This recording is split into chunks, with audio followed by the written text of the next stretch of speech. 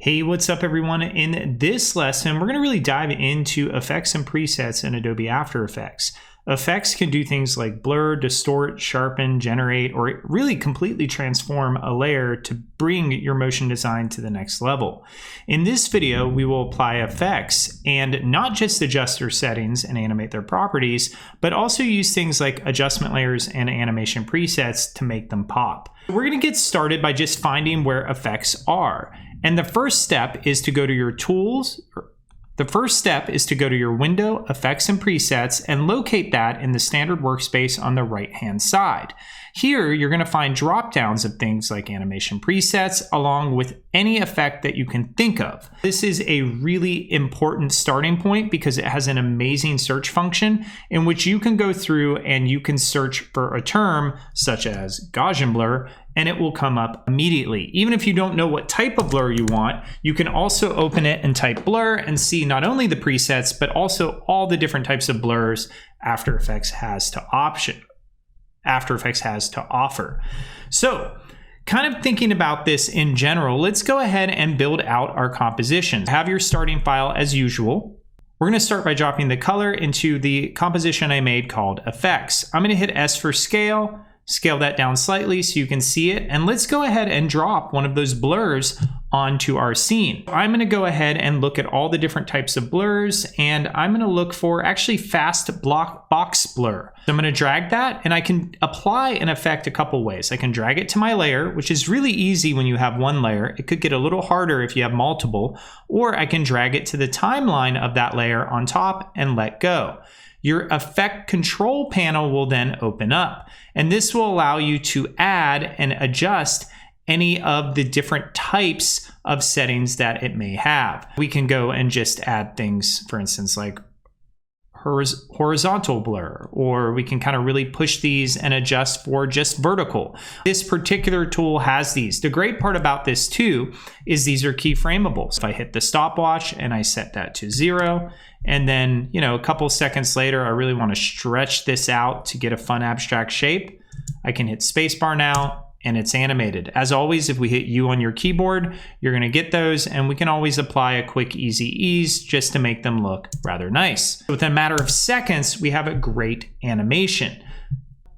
Looking at the timeline, you may sometimes have multiple layers with blur or any effect already applied. If you want to see that effect, all you have to do is hit the E key for effect on your layer. So I'm just tapping the E key to open up the different effects I have on that specific element. Once you have that as well, just keep an eye out for the effect controls as well, because you can see here in the properties, your properties panel actually does not showcase the effect control properties. You want to make sure you're looking in the effects control panel for that. Once again, really easy to use, and we can apply multiple effects. Let's go back to presets now and let's search for glow. And let's look at stylized glow, and we can add that to our panel. And now we can get some glow from our scene, which is really nice. We have all these abilities to go through and adjust the different phases. We can even change the layer stack. If I want to drag the glow above the box blur, this is going to give me a completely unique effect.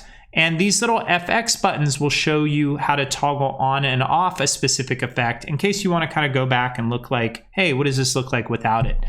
Most effects have things like reset, which is really nice. Some effects have options in which you can bring in specific elements. But as you can see, there's quite a bit of playability in here where you can experiment and have fun on any particular layer. As I mentioned, if I hit the E key, both of those are going to come up. I can also change their layer order, or their stacking order, I should say, because they're not individual layers, in here under the color dropdown. Most effects that I typically use, sometimes they'll be on the layer themselves, but other times I put them on the actual adjustment layer. So I'm going to go to Layer, New, Adjustment, and I'm going to click Adjustment Layer. Once I have that, oftentimes you'll see me rename it as FX, and maybe we can go here and do a hue and saturation, a curves, we can do color corrections. We'll draw up a hue and saturation. This is a great way to kind of, all of it's non-destructive, but kind of have its own layer where you can toggle on and off. This also helps if we're using masking, so we can mask individual areas as we go. And now you can see only the element within that mask is going to have that adjustment layer. All of this is non-destructive, as I mentioned. We can go back and we can change at any given point the scale of something like the blur, right? We don't have to blur it completely. We can go through and adjust things like the glow and its radius and any of the effects that you really put on here. You have the ability to do that. The adjustment layers are really important because you can continue to add other adjustment layers to kind of fine tune different areas of this. Layer new adjustment layer. This time we'll call this curves. And let's go ahead and search curves. Look how easy this is. This is all about After Effects. This is why the word effects is in there. And we can go in and just adjust kind of the contrast here in the top part of that adjustment layers. Really, really nice ways to kind of play around and, just get unique looks. Now let's go ahead and close all our stacks, select them and hit delete because we want to kind of start over. And I'm going to drag some of these graphics in. So I'm going to drag the 2 layers into the composition.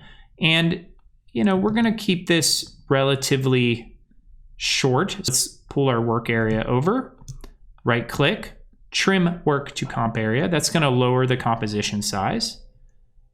And click away, and we'll do about 7 or so seconds each. Nothing big. We have these 2 different elements because I want to show you some animation presets. Animation presets are a great way to get started, and they work differently on different types of layers. So for instance, if I were to grab text, for instance, and call this Animate, and then scale up my text, rather than going through, especially for a beginner, I may want to go to my animation presets and look for the different text options.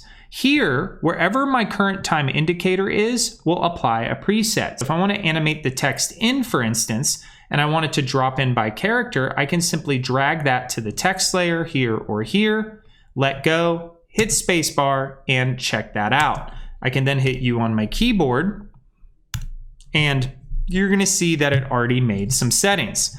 I can continue to undo that, and I could go and apply maybe some fade up, flip up. Give it a few moments. Notice my cursor was a little further along. Wherever your cursor is, these are going to drop in. And sometimes you're going to get ones that say, hey, this doesn't work. That's okay. There you have it. And it's on specifically text. That said, maybe we want to put some non-text elements in. If I close this down, you see I have different image effects. So I have different bloom effects. So if I drag a bloom effect on, I can go ahead and get that to kind of blur or do some calculations. I may want to go through and add different colorizing effects to change the color. And I'm just undoing a VHS flicker effect to get a really cool old school looking screen. Or add maybe, let's go to this one, add some vignette lighting. That's going to give us that kind of moody kind of light. Again, none of these are always keyframed. They're just presets. We have image special effect. So if we want to add like an old warp TV, we can do that and get a really creepy kind of spooky TV. I'm undoing as I do this, but different light leaks I can kind of put on. And now check that out. We took a still image and added some life to it. How cool is that? And as you look through these, night vision is one of my favorites too, especially with video footage. You can see there's all sorts of types of effects, and the best way to tell you to kind of learn these is go through and try them yourselves. There's sound effects, there's shape effects, there's, you name it, you're gonna find a lot of them. Some of the presets will work rather well on solid layers. So, you may wanna drag it in a solid to try to try to drop in a specific effect. While other layers, are going to work better on footage. You can see as I drag some of these in, they don't always do anything. They're going to take a bit of experimentation. We have different transitions, layers, and wipes, which also help. But this is a great source, especially for a beginner in After Effects, to come in and say, hey, I really want to adjust and make something that looks dynamic, but I'm still learning the tool. I can go through and add these, and these are some of the ones you would add on the solid. Hey, check that out, right? Where you can create some really cool looks. Let me put a solid back in to show you. Add that fog light on there.